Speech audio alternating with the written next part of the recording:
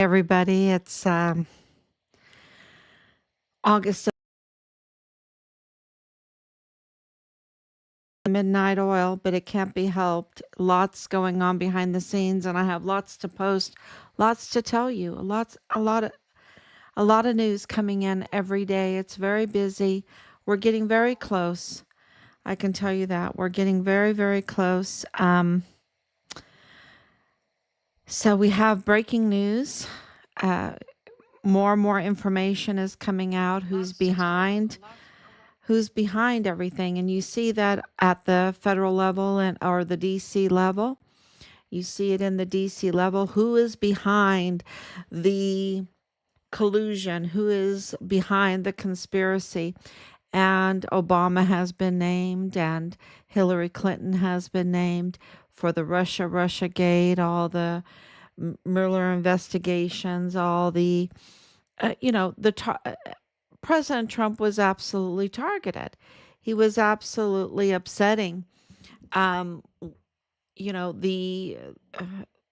the criminal network, and he even called out Pelosi now, saying, how can her and her husband, two average-minded people, average IQs, beat very, very smart people there in New York with trading, right? The trading and making millions and millions of dollars. They must have had inside trading for the stock market. And so he's even called that out, and of course she um, tried to impeach him twice. She didn't. Well, she did impeach him twice, and she didn't win. And now you have Letitia James being investigated. You have, oh, I can't remember his name. I know his name, but it's it's late. It's late. Pencil neck. President Trump calls him pencil neck. Um, he's being investigated, and during these 5 years with Richard's case, of course, we have um, paid more attention than what we would normally do.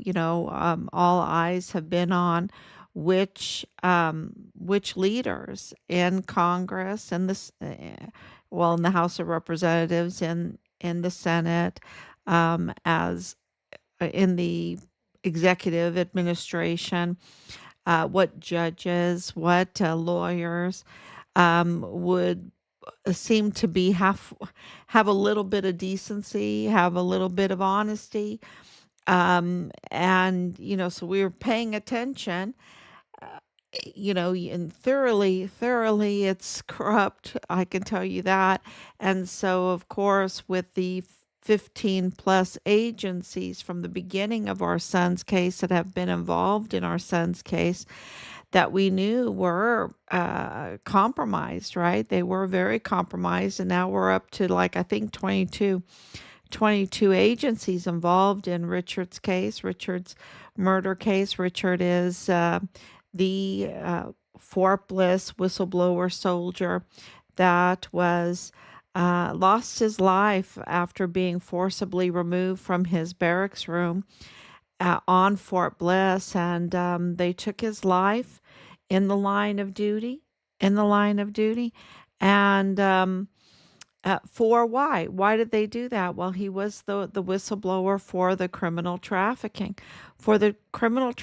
along the El Paso Mexican border, but also that infiltrated with the cartel into Fort Bliss and were trafficking on Fort Bliss. And how do we know that? Because we have the evidence. The evidence confirms that the IG were all over the barracks because of Halliday. The evidence confirms that there were audits going on, that the barracks had a weapon problem, that the barracks were flush with weapons, which is against regulations. They have to keep their weapons in the armory. And these weapons, we have evidence that the weapons were unauthorized, that they were, many of them were illegally in possession in the barracks. We have evidence that there was trafficking with weapons and ammunition, and supplies, and even vehicles, We have evidence that hundreds of thousands of children were being trafficked through Fort Bliss. Now, most of them have lost their lives. I think the you're talking about hundreds of thousands, and I think now they've found 8,000 of them, I believe is the number that they're putting out. But you're talking about hundreds of thousands, okay? So this is a death camp that was emergency intake center on Fort Bliss that could sleep up to 10,000 beds at a time. 10,000 beds at a time. Now, the new staging center on Fort Bliss that President Trump has, his administration has built is 5,000 beds. Okay. That's for the staging ground for the deportation of criminals in our country out of that are have no right to even be in this country and are criminals and and are being deported. Also, a staging ground for his call to have the military fight the cartel. Right, the military is going to um, um, get rid of the cartel that's in the country, and um, he was asked, "Are you going to go to uh, Central America?" And he's like, "What are you talking about? They have tons of cartel in Central America. That's their problem. We need to take care of our country," meaning that the cartel have infiltrated our country. And we have confirmation of that. And Richard was reporting on that. And Richard was in communication with the IG and the CID and the FBI in Washington, D.C., and the CPS, Child Protective Services, and even 911. And he even called 911 multiple times.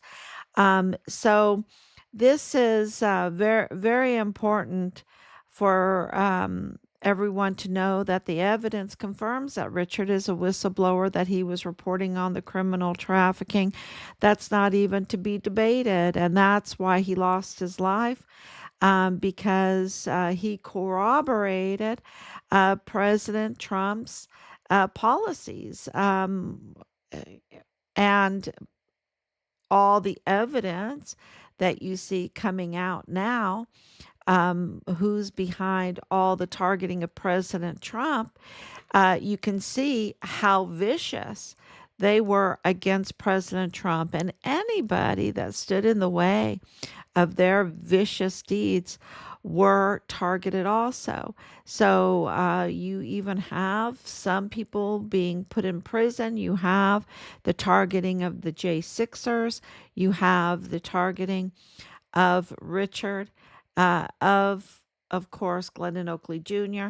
But Richard is definitely uh, the one that was corroborating President Trump's border policies, and as a whistleblower, and turning in that the cartel have infiltrated, right? The cartel has infiltrated. How do we know that? Because the very uh, group that he was reporting targeted him in 2019 through A&R Chavira Auto Group, which is connected to the cartel.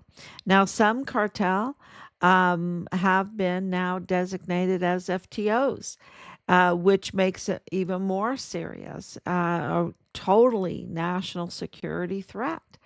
And so this the and of course Richard's case is connected to the Walmart mass shooting. They're intertwined. It's the same people. And we know I can the new video that came out by the DPS of the Walmart mass shooting interrogation, the interrogation of Patrick Crucius, which releases some footage. They need to release all of it. They just release some montages, right? A montage of little clips, but they need to release all of it. Um, and they can always redact like they did. They put black squares on top of the victims. You see that in the montage. There's clearly three victims in the montage, clearly, um, which might be four, because when you watch that montage, there's, of course, Maria wrote in the parking lot. Um, and then, of course, you see Alexander, the German national, Alexander Hofmann wrote. He's there, his feet are moving, which is uh, weird, very weird. Something's going on there. And um, then you have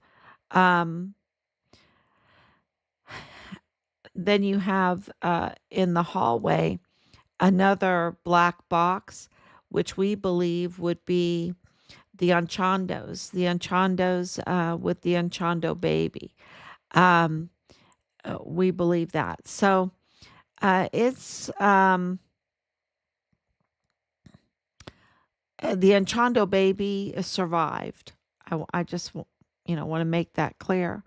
But it seems to me the way these clips are, um, the timeline is totally wrong. It's just been totally blown up, and it's a lot of work to go through and do a forensics of what they have released, and we've been doing it. We've absolutely been doing it, and so we're working on showing you the possibilities of this timeline, because it is what they have shown, the videos that we have, the rest of the evidence that we have through all of the news agency false narrative, even the false narrative, but in their false narrative, they still have to give legitimate information. And so we're trying to piece together the truth, right? The truth, because we're so tired of being lied to. And all through Richard's case, intertwined with this Walmart mass shooting case, we've been lied to over and over and over again. And clearly, the reason for this lie was an orchestration, and this orchestration could not happen without the infiltration of the cartel, of narco politicians, and of dirty agents, dirty law enforcement, um, and controlling certain parts of the case, right? And so we know the Manny Chavira is dirty. We know that, and he got a quid pro quo of an unqualified position as chief of police of the El Paso ISD just 2 days after the Walmart mass shooting. It was absolutely, to us, in our opinion, a quid pro quo. There's, you know, uh, it's just so suspicious that you have to say it, because he's up to no good, and he targeted Richard, and he has cartel ties. How can he have cartel ties and be made, and not even go to peace officer school, and then be made chief of police for the ISD? And we have plenty of evidence to back up that there was a lot of unhappiness with the officers of the El Paso ISD, and it's all connected to the Poison Pawns, Julio Cordero's work. So, it's not like we're just making these accusations, snatching them out from the thin air. We are absolutely taking that from all the evidence and the hard work of people that are trained, like retired FBI agent Julio Cordero, who lost his life at the hands of an El Paso ISD police officer. So, and he, before he retired, he had really exposed so much of this corruption through Poison Ponds, and he had continued his work. He almost got up to the very, very top. Um, but So I think Richard's case is going to be Poison Ponds 2.0. I think so. I think we're going to stand on Julio Cordero's shoulder, and we are going to expose the poison ponds, ponds being PAWNS, like in a chess game. Okay, who are the poison pawns of the Walmart mass shooting, of Richard's case, of all of the criminal trafficking, including the hundreds of thousands of children that were trafficked through Fort Bliss? Who are the poison pawns in the military? Right, these are mutineers. These are absolutely mutineers. And maybe that sounds to you. These are traitors, treasonous traitors. Maybe that sounds a little tougher, but that's what they are.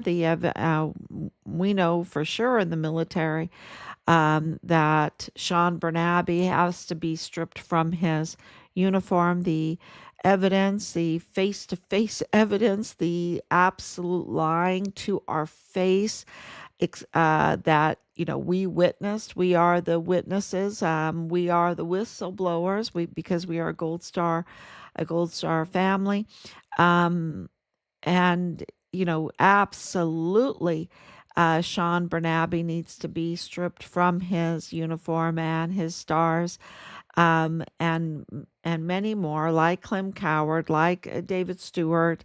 David Stewart's still active duty, like Lieutenant Colonel Michael Roddick. He's ADA over all these drones. He needs to be stripped. He should be nowhere near anything that has any kind of value at all. And Command Sergeant Major Jake Jakovitz and General Michael Garrett, General James McConville, General Mealy, Mark Mealy, absolutely, and of course Lieutenant General Donna Martin. Um, you know, she absolutely is so guilty because uh, she was the provost marshal. She was the IG. Um, and she is absolutely as dirty as can be, treasonous traitor, like them all. And of course, Mark Milley being the Joint Chiefs of Staff. So the military, because we have, a combined 80 years or more of military service in our family, and all of our connections and understanding of the military, we put that together pretty quick, and I got a lot of uh, grief, a little bit of grief at the beginning when I said we had 44 four-star generals that were compromised. That why are we so top heavy? We have 1/10 of the military personnel that we had during World War II that only had 7 four-star generals, and now we have 44 four-star generals, and we give them everything and even more than what we gave during World War II. And, we really need to look at that situation, and a lot of them need to lose their stars, lose all their benefits, lose their uniform, lose their title, and not replace them because we're so top heavy. And then when President Trump, and people gave grief for that, but I stood by what we know and what we've been through and what the evidence confirms. And when President Trump came in, and Pete Hegseth became the Secretary of the Department of Defense, um, he absolutely is trimming that down. He's trimming that down. It needs to be trimmed down. And I hope that he's investigating all of these failed leaders and not only that they're failed leaders, but that they're traitors. And that they targeted President Trump, which makes them mutinous, right? That they committed mutiny. And at a time of war, which means they're treasonous. Okay, they're treasonous. So, and they're serving foreign and domestic enemies instead of honoring their oaths and the creeds that we have. So that was very clear. And then in El Paso, the 15 plus agencies that we met with there, and um, we had to learn who's who. And now we know that DPS, um, Sanchez, the top cop, the top cop is frisky business, with somebody that is a honeypot trap, a honeypot trap. We also know that DPS Texas Ranger Gustavo Sanchez, that was assigned to our case, is cartel connected, right? Cartel connected and connected to Nadal Baim. Nadal Baim, the Palestinian arms dealer, that is the father in law to Lieutenant Colonel Bradford Bugado in the G3 of the 32nd ADCOM, which is Richard's command. Um, and also connected the two of them to Manny Chavira. Manny Chavira of the A and the very same chief of police of El Paso ISD. They are connected. They have family ties, y'all. So they are. This is absolutely a family affair, a family criminal network that is a family cartel tied criminal network. And that extends, that family cartel type criminal network extends to Bob Moore of El Paso Matters through the A&R Chavira Auto Group and his wife, Kathleen Gannon of KTIP. Which who works for that, Angela Kucherga, which understands why they targeted Richard, and they started targeting Richard in 2019, okay, because he was the whistleblower and he was such a threat to their um, sabotage operation against President Trump. Really, that's what that was, and they're also connected to Bill Hicks, connected to, and of course, he is the disgraced and rogue DA that is did not disclose that he was the lawyer for Purchase Funeral Homes, that is connected to this um, rotting body dumping ground for the cartels, for the narco cartels in Juarez, that has connections to these funeral homes that are transnational. That means that they have cross-border operations in Juarez, Mexico. Juarez is in the state of Chihuahua, Mexico, and in El Paso, Texas, that has contracts with Fort Bliss for mortuary operations, and those mortuary operations were headed by Major Solomone Nusa. Solomone Nusa. Okay.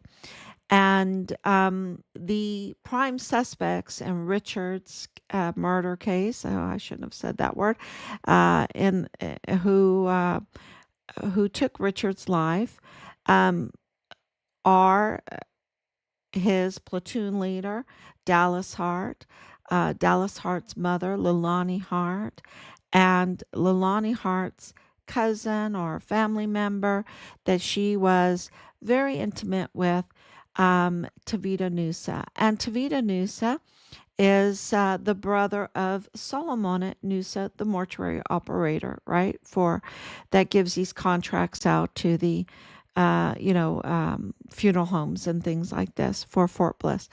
Um, and Tavita Nusa at the time was a CID agent there on Fort Bliss.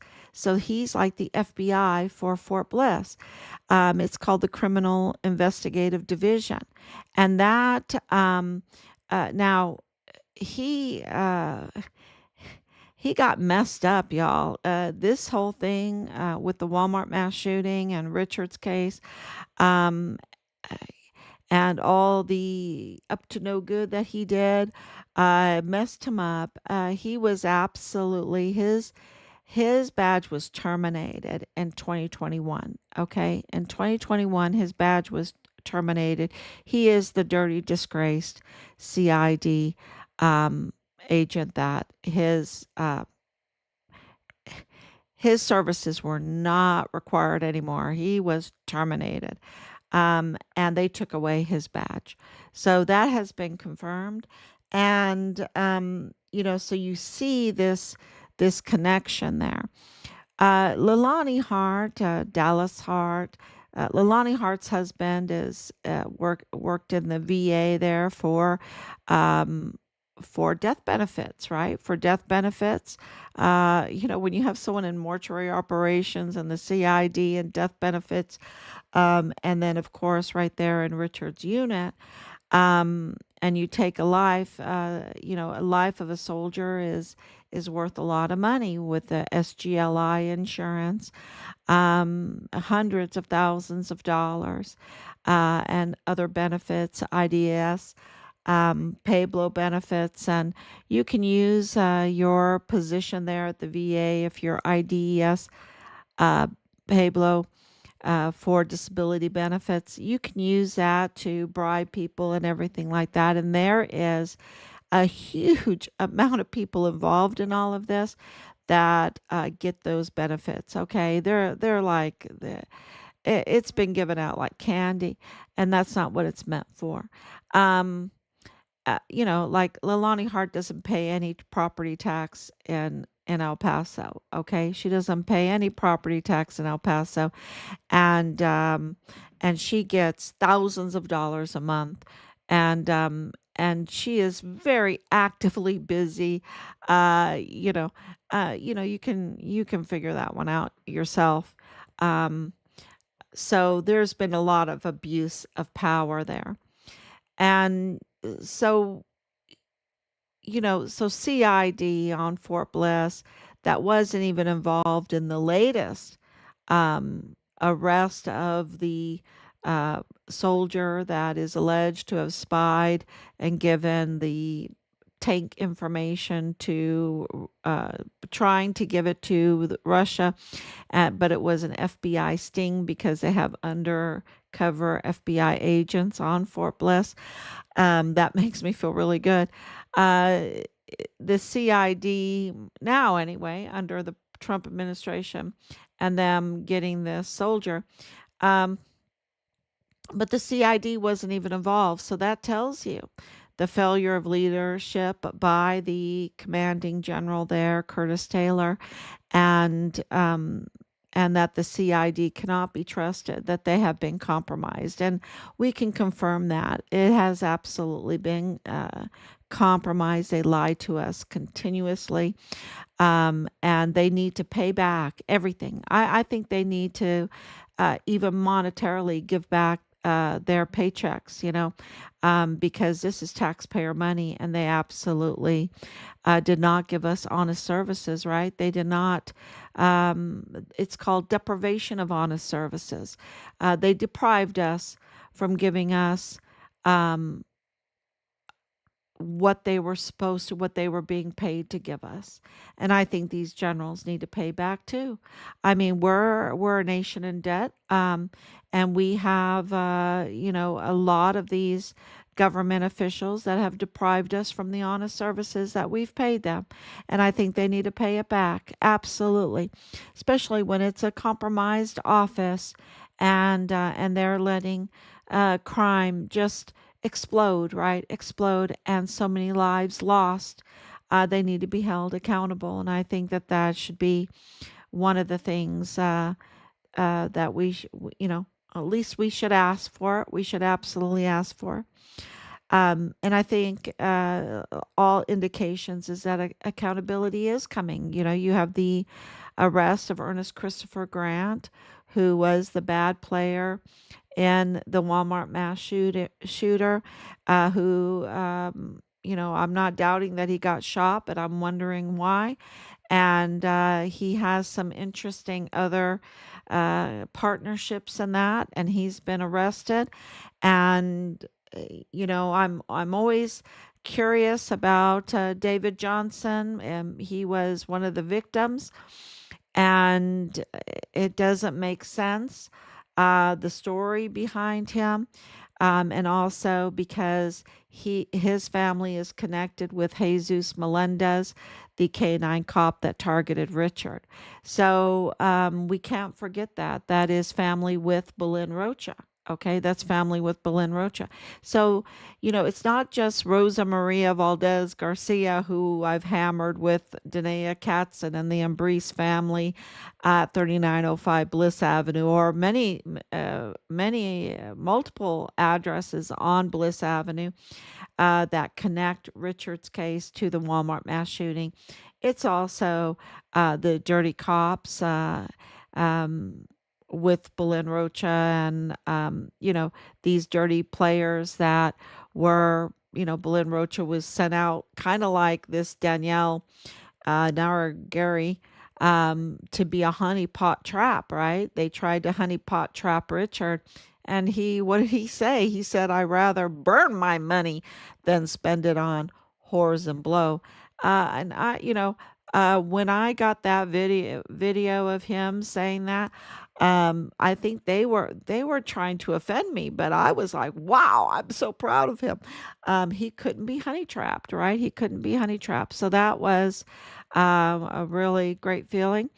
And they tried to compromise him every which way, and he couldn't be compromised, and so that's why he ended up giving it all. He gave it all for the children, for all those that have been hurt with the criminal trafficking, and all the weapons and the theft, the grand theft of this all. Uh, you know, it's just it's so big, it's hard to wrap your head around.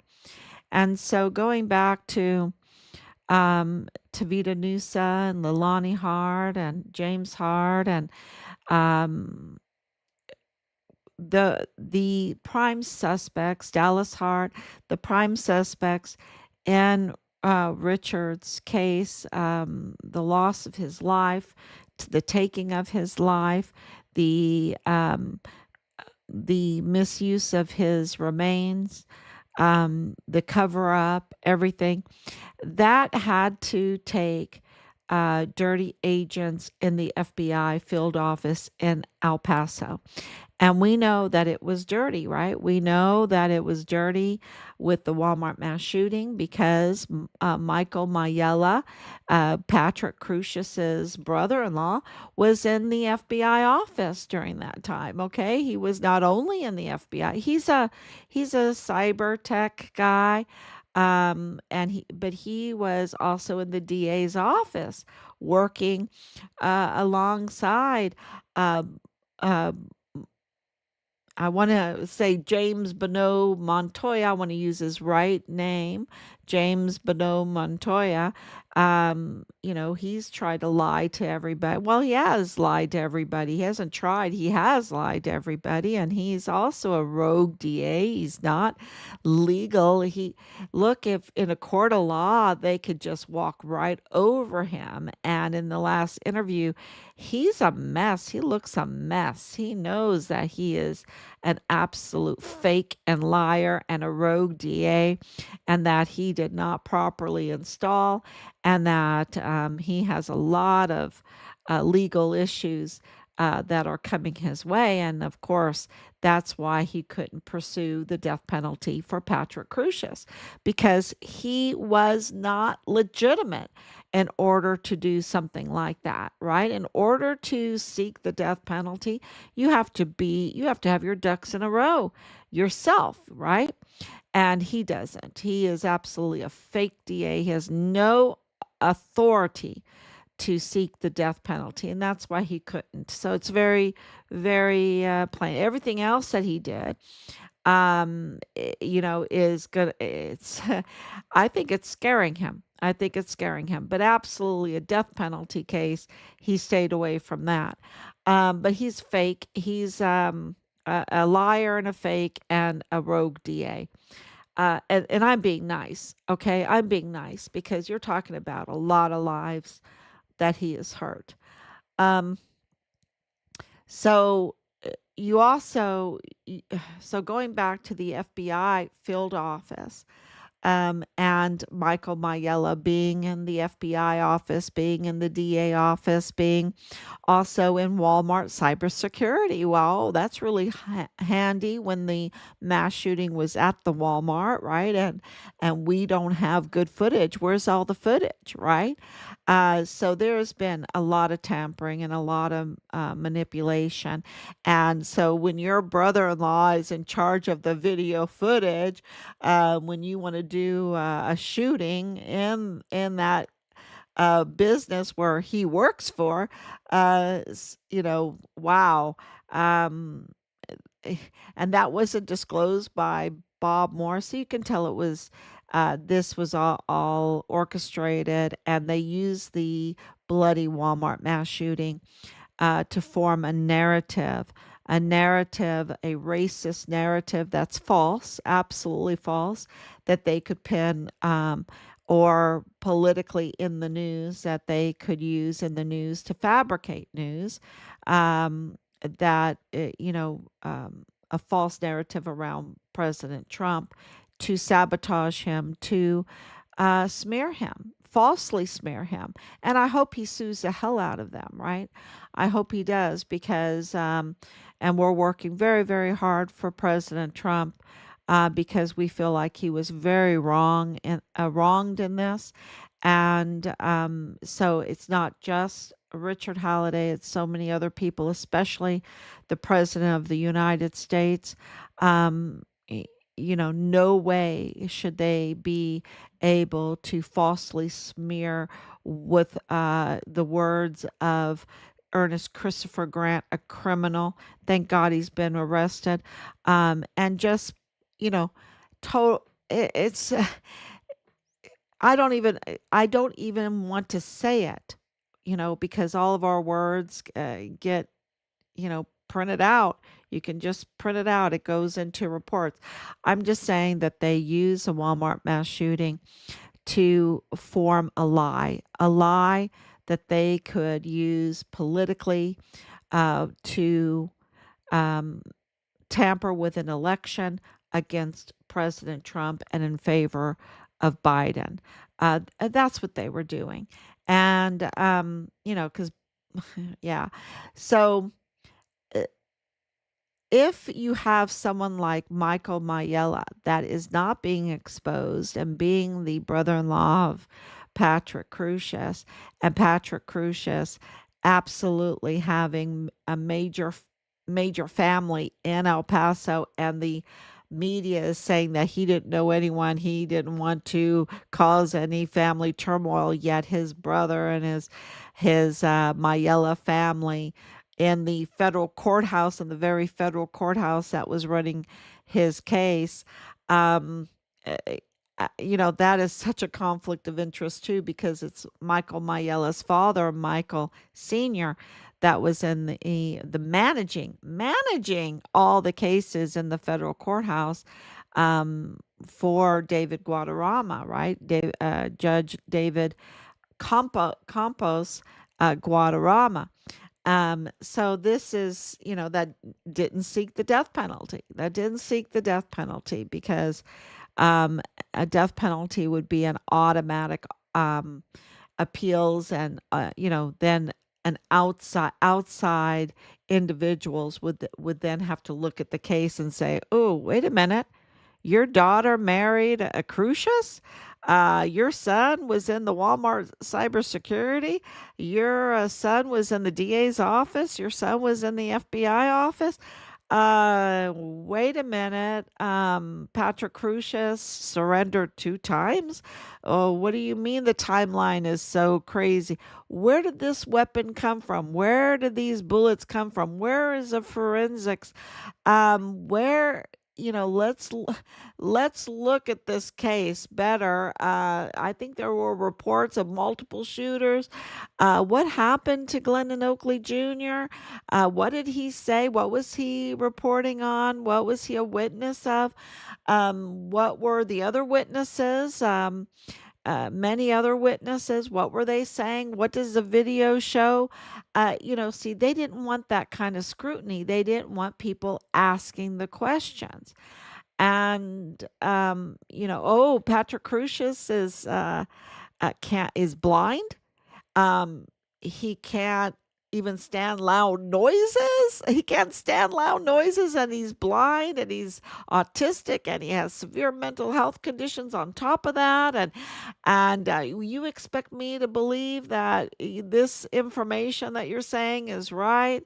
No, they don't want that kind of scrutiny on the case, and so they could never seek the death penalty, which he admitted to taking the lives of 1 or 2 people in the audio that we have, the evidence that we have, which would be enough for seeking a death penalty, right?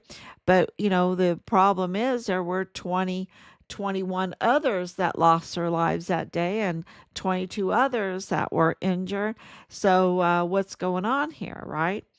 Um, Thank you, Danielle, for coming on. Thank you, Anicia. Thank you, Vivian. Good day to you all. Very happy to write this testimony to the whole world to see the great work of the great man named Dr. Solomoni. I was down over since 4 years, but thank God. Let's see.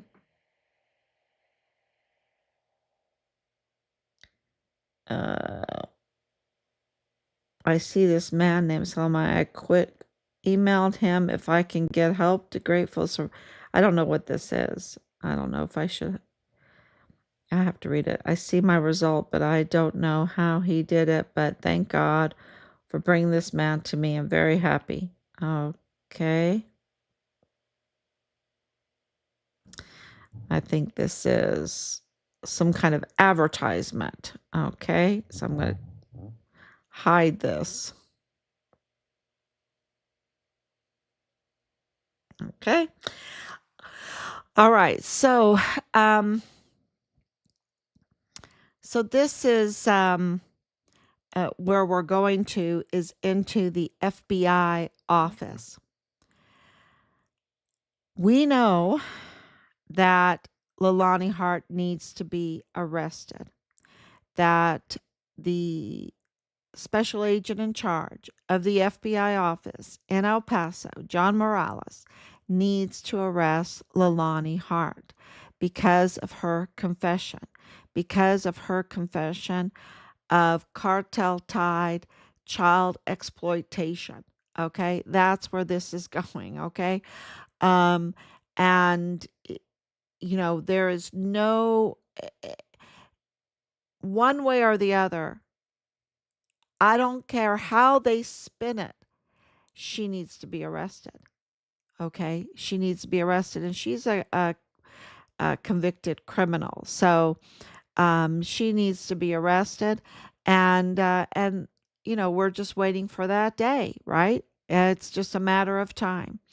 But then we know that there were leaks coming out of the El Paso field office to Leilani Hart and to Vida Nusa, giving them a heads up. We know that also James Hart was getting leaks, fed information from the CID that were in connection with the FBI during all of this. So we know that there were leaks, and we know that Jesus Eddie Nieto Jr. Was a leaker. right? Was a leaker, but that's not enough, right? That's not enough because, and that should be enough. That should be enough because his wife, Cynthia Hernandez Nieto, she works in intelligence on Fort Bliss. So, this is all in the family, like I said, throughout these agencies. And, who does this? Who puts these people in these positions for such a long period of time that they compromise our country, our the El Paso area, right? The El Paso area, which then compromises the country because they feed their reports then to Washington, D.C., and they feed them lies. They feed them lies. They misguide the whole law enforcement agency apparatus. And so we know that, and we also know that George Torres absolutely is compromised, absolutely was leaking. And his wife works at Dr. Melissa Mendez. Um, yeah, Melendez Mendez. Um, and, is the oversight for at Texas Tech University Health Science Center and is the oversight for Patrick Crusius's sister-in-law, Alexis Crusius. Alexis Mayella Crusius. That's right, Michael Mayella's sister. So there at Texas Tech University Health Science Center that works with the unqualified, illegal chief medical examiner, Mario Raskin Ortiz, who has these family connections with the Bliss Avenue folks. So it's all full circle. And of course, he's the medical examiner. And so he is actively corroborating, collaborating's what I meant, with Solomon Nusa of the military, the U.S. Army mortuary operations. So this is, very clear how they could get rid of Richard's remains. Um, they have cross border because Mario Raskin Ortiz, the chief medical examiner, he has a long family history of funeral and morgue duty, morgue jobs, positions there in Chihuahua, Mexico, in Juarez. So he is, that he's SEMAFO, right? He's SEMAFO, which is the Juarez mortuary, and dealing with the funeral homes and the funeral homes with this rotting body narco cartel crematorium, Plenitude Crematorium, whose owner is Rafael Curan, Aurelion Curan, hiding out in El Paso in the lap of luxury and his, he's multi-million dollar businessman, live in his home is right beside Beto O'Rourke. I mean, right next door, y'all. Right next door. While he's running this um, rotting body dumping ground for the narco cartels, um, that purchase funeral home, these transnational funeral homes, um, like Purchase, like Sunset, like Angel, like Martin Funeral Homes, all have uh, agreements, certain agreements and deals together linked to this rat infested chewing through remains um, of hundreds of bodies left there. Now, there's some breaking news that I have for you today about that. Um, the news is reporting that the furnace has not been operable since 2022. But we're hearing that that was by choice. I guess it's expensive to run these furnaces.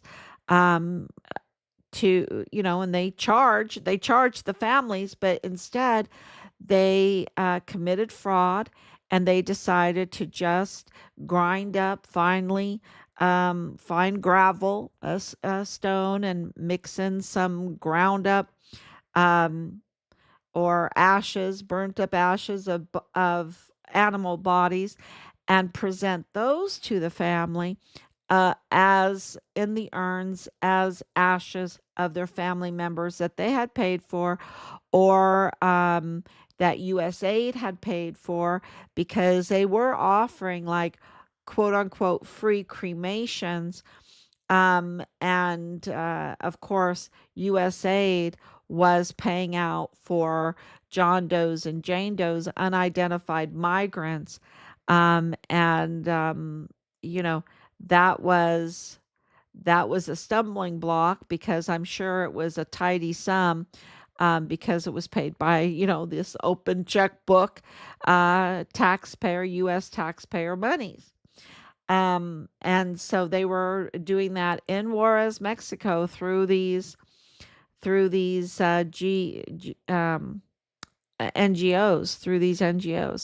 and through the government, because who had oversight of this absolute hellhole, right?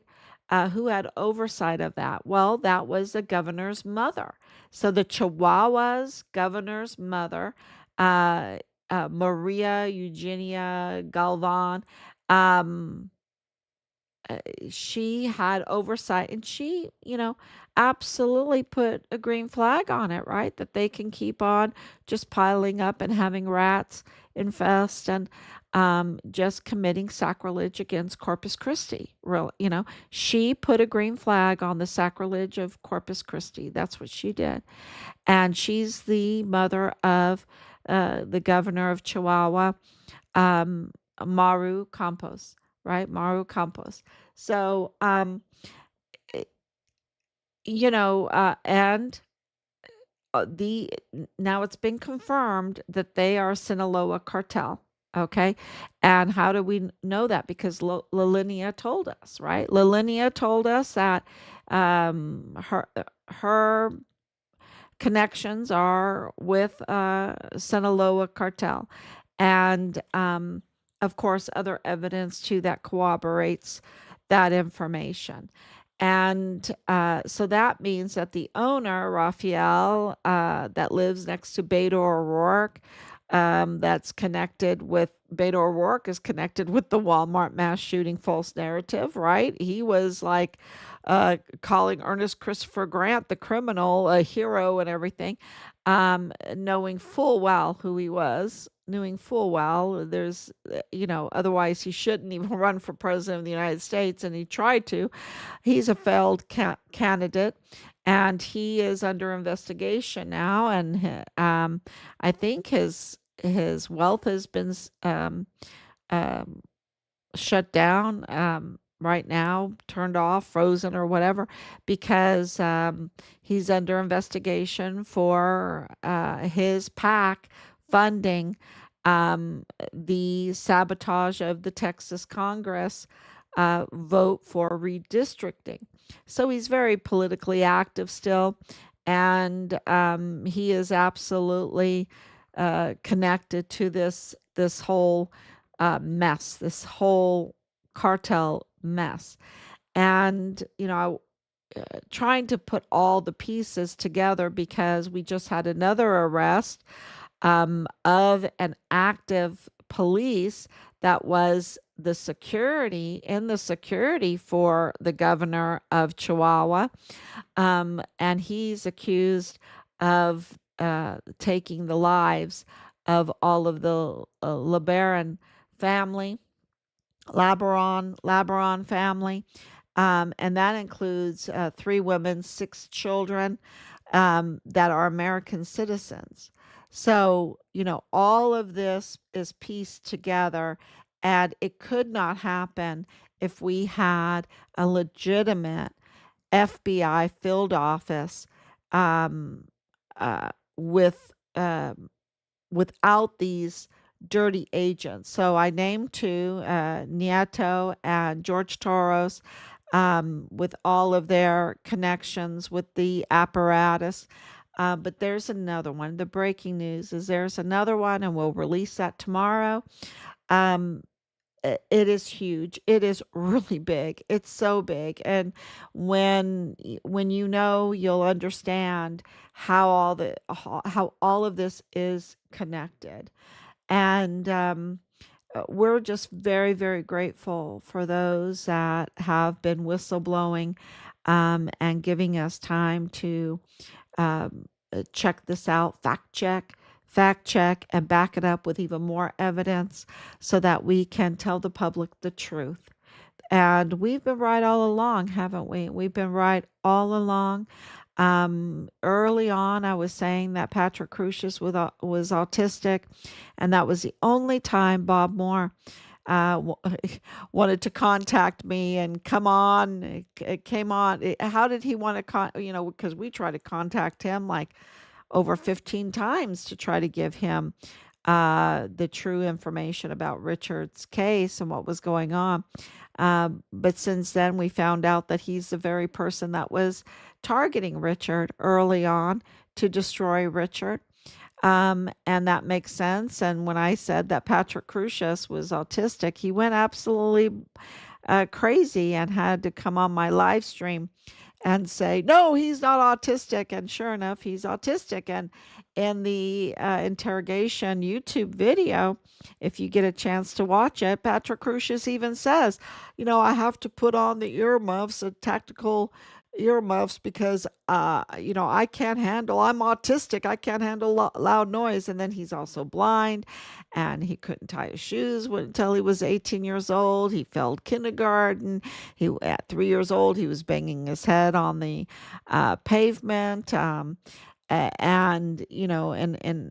he was in special education, and, rightfully so. But the point of this is that he did not have the ability to carry out something like a Walmart mass shooting was, with precise 60% were headshots. Okay.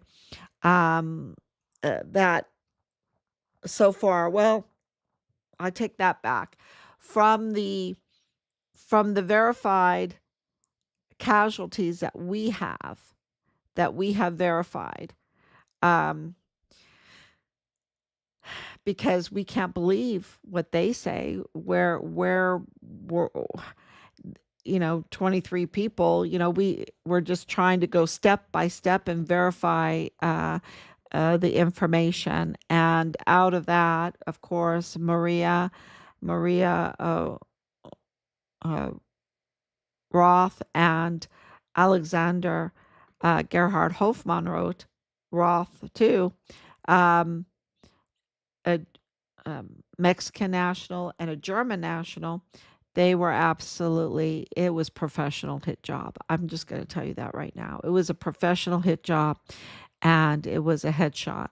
And the videos, nothing, the animus or gate, the attitude and all of that it takes to do something like that.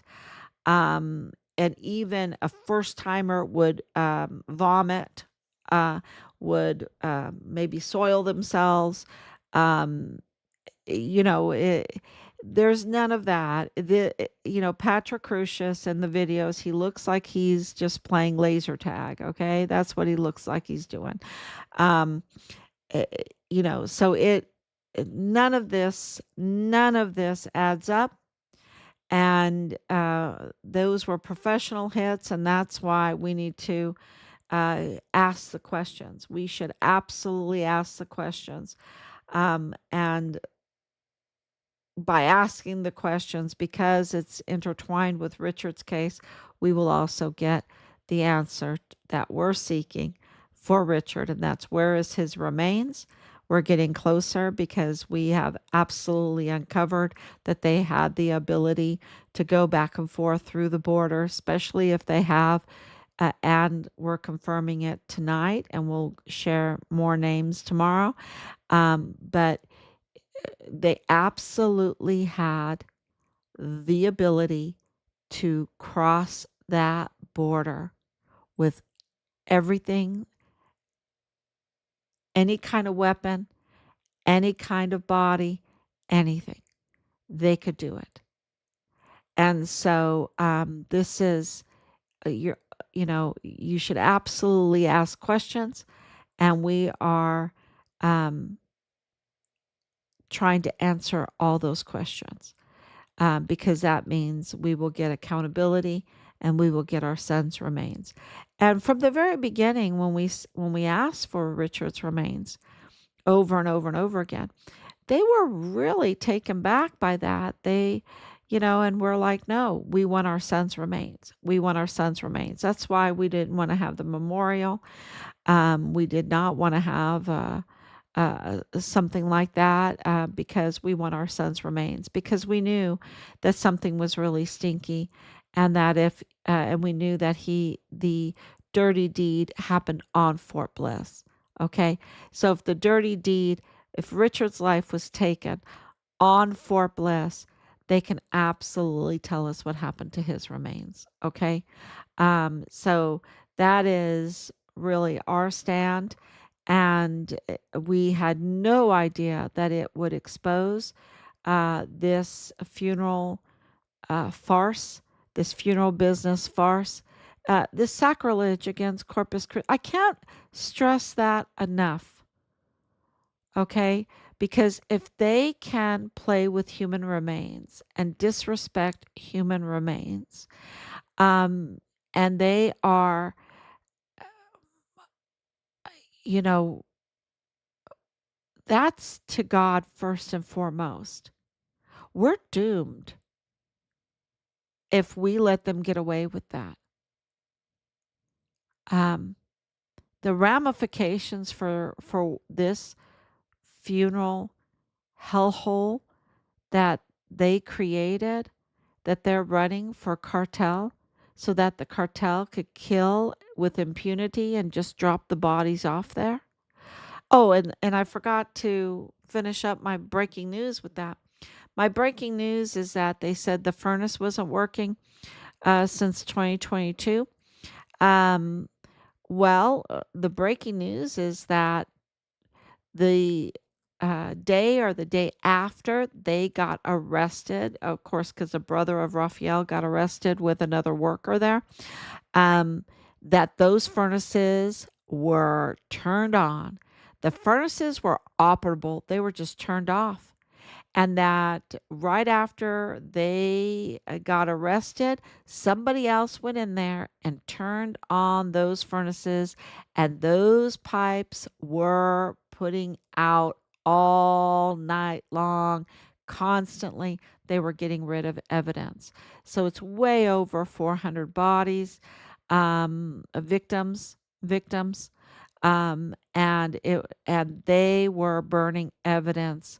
So that is just recently. They had those ovens turned on full blast all night long, all night long. And I don't know for how many days. I'll let you know, um, because we're getting so much information in right now. Um, because as these years have gone by, I we've earned trust of a lot of people. A lot of people, we've earned trust, and they are now confiding in us and giving us information. And I think that also has to do with President Trump, meaning business, a new sheriff in town, so to speak, a new sheriff in town, and the accountability, and knowing that there is accountability coming, that someone does have the victim's back, right? That somebody has this family's back, because it's not going to be Mauro Campos, right? It's not going to be Cesar Haragi, the AG, that is also connected to the Sinaloa cartel, which are FTOs now, right? They're FTOs. So um, we're getting really amazing information. And right now, we want to say thank you so much that you can confide in us. Um, and and we hope to continue to earn your continued respect and trust so that we can absolutely get accountability for all, uh, for all these atrocities that has spiraled downward into the abyss where there's screaming and gnashing of teeth.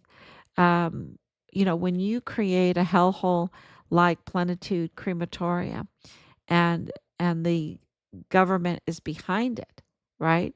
The government is behind it and funding a hellhole. And then you have on the United States side a dirty and compromised FBI office with dirty agents like Jesus Nieto, Eddie Nieto Jr. And George Torres, and we're and the mystery FBI agent that we're corroborating, and then we'll release it. We're 99.9% there, but we like to be 100%. So, yeah, this is all breaking, and it's all coming together. And just pray that we will get our son's remains returned to us. At least we'll get answers, but we want our son's remains, and also um, that we get accountability. So thank you so much. God bless you. And oh, is there a log they keep at the border on outstate remains through their mortuary logs? So, what we've been told, that's a good question. What we've been told is that the funeral homes are cartel, and that this was absolutely a cartel dumping ground. It was open for all the funeral homes to use, all the cartels to use to drive up and dump victims' bodies. And multiple were in uniform. Um, that's what we've been told. And so logs, um, you have to understand Raphael Quran, living next to Beto O'Rourke, who owns lots of businesses in El Paso. He's a he might be close to a billionaire. That's how wealthy he is. Um, this fraud is just one little part of his fraud, okay? His Sinaloa cartel fraud. And it's Sinaloa cartel, um, protected by Sinaloa cartel, mother of the governor Sinaloa cartel, and protected by Bill Hicks, protected by Beto O'Rourke, protected by Veronica Escobar, because Veronica Escobar is the one that brought Mario Raskin Ortiz over with this fraudulent H1 uh, visa, H1B1, whatever, visa with whatever. It was all fraudulent. We have it all on open records. Um, it's almost 2 o'clock in the morning. Uh, and that visa was presented on false claims. He's illegal. He's unqualified. And it was Veronica Escobar that financed him, that okayed his payment of over $430,000 I mean, he's gotten a raise every year. He's been there for so many years. Um, and he tampered with the cause and manner of death. We've confirmed that. We have confirmed that with the Walmart mass shooting case. So, and I've been saying from the very beginning, years, I've been saying there is a common denominator with the Mormon religion, and that there's a funeral home connection. Well, now we know, don't we? And Veronica Escobar, uh, here, she fraudulently got this the death guy in. I have to get a name for Mario Raskin Ortiz. And they put in Bill Hicks, who could not legally sign his statement of officer because it was a bribe. And so he was never a legitimate DA. He was a rogue usurper DA. And who worked in his office? Montoya. And Montoya joined Bill Hicks's team. Bono, Mr. French Bono, Montoya. He he joined in November of 2024 Bill Hicks's team. And he's Mr. 2028 stamp. So it's been confirmed that he's also a rogue DA. So you've got Beto O'Rourke, and I'm going to tell you right now, we have Obama. You have Beto O'Rourke, you have Veronica Escobar, who held the purse strings for Biden. She was co-chair for Biden, and then she was co-chair for Harris. And they're connected to this hellhole to get rid of those who, and cash in on it. Not only to get rid of whistleblowers, but to cash in on it. And even double dip. Let's charge families in El Paso, give them ground up animal ash or whatever, and we'll take the body over south and we'll cash in as a unidentified migrant through the NGO, through USAID. And then we'll just leave these bodies there to rot. So we don't know exactly what the real number of these bodies are because they've been doing this with impunity. That place was not even licensed. And he runs businesses. He's Sinaloa cartel, and he runs businesses that, if you've gone to restaurants, I can name restaurants, other businesses. He has businesses on both sides. And, it's like, does he pay his taxes? If he's not registered, if he's not licensed, if he's not, he has unexplained wealth. I mean, his houses are the lap of luxury. Saus und Braus. Because the house next to Beto is not his only house. And his brother has major properties too. And who is the property guy? Beto O'Rourke.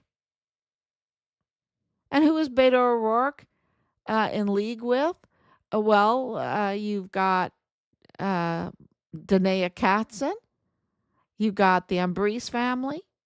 You got Texas Heart playing his ukulele for Black Lives Matter. Texas Heart being interviewed for the Walmart mass shooting in the Dallas Morning News. Him? Really? This is a tight little criminal group. And it's all going to make even more sense tomorrow. Um, Logs and, you know, I'm sure there might be, but don't forget the CBP, Donna Sifford. She absolutely needs to be arrested. I think they have enough information. I mean, Ernest Christopher Grant was arrested. And oh, yeah, I have some other breaking news. The cop that said that he had helped Ernest Christopher Grant, he's been reprimanded. So things are happening behind the scenes, and I think that President Trump is just right away going to the top, going to Obama, going to um, Hillary Clinton. But this is absolutely a political criminal group that they play so dirty. They play they play for to bring in hell. And y- you know, I and it's not, look at, they have the Bill Hicks, they have people on both sides. So this is an infiltration of a criminal network into not only um, the funeral business and our military and our agencies, but also into the parties, right? So, yeah, I just want to be really clear about that. Uh, so, thank you so much for staying on so late. I know it's very late there. Thank you so much. This is so important. Please share it. And we're so glad that we have uh, earned so much respect that we're getting this kind of information in. Tomorrow's going to be a whopper, y'all. Tomorrow is going to be a whopper, and you'll understand so much more tomorrow. So thank you so much. God bless you, and I will be back